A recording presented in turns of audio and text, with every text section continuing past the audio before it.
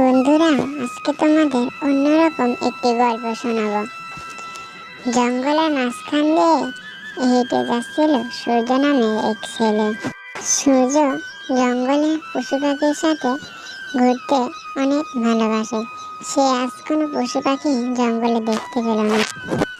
আজকে এত গভীরে ঢুকলাম, একটাও পশু পাখি দেখা পাইলাম না। সূর্য আর একটুখানি যেতে থেমে গেল। কেউ যেন চিৎকার করছে, বাঁচাও আমাকে। সূর্য এমুক তাকিয়ে দেখলো, কোথাও কাউকে দেখতে পেল না। বাঁচাও আমাকে। সে চিৎকার আওয়াজ শুনে সে মুখে দৌড়াতে লাগলো। আমাকে খেও না, তোমার দোহাই লাগে, আমি তোমার কি ক্ষতি করছি? আমাকে খেও না, আমাকে কেউ বাঁচাও। ততক্ষণে সূর্য চিৎকার আওয়াজ শুনে সেখানে পৌঁছে গেছে। তুমি কে? তুমি এখানে কি করছো? এইভাবে চিৎকার করছো কেন? বাঘ, বাঁচাও আমাকে। সূর্য তখন বাঘের উপর হামলা করলো।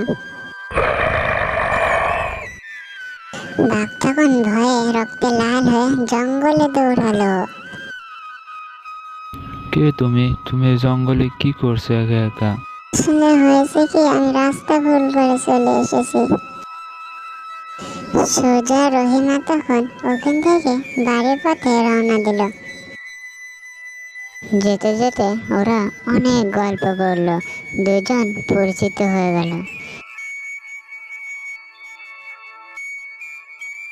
বন্ধুরা, ওরা তখন নিজেদের মধ্যে কথা বলতে বলতে বাড়ি ফিরে গেল।